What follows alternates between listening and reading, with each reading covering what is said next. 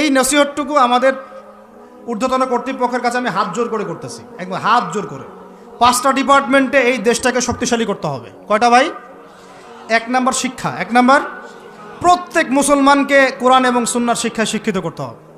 আমি অন্য ধর্ম নিয়ে কথা বলছি না, তাদের মতো দিন পালন করে, লাকুম দীনুকুম ওয়ালিয়া দিন, লাকুম দীনুকুম ওয়ালিয়া দিন। তারা তাদের ধর্ম পালন করে করুক, আমাদের কোনো মাথা ব্যথা নাই।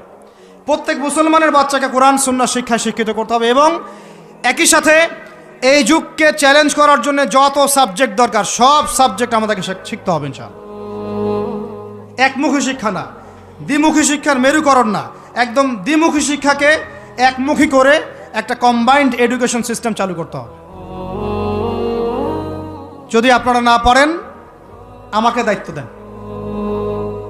আমাদেরকে বলেন যে ভাই বা ছোট ভাই, তোমাকে আমি 1 বছর সময় দিলাম, শিক্ষার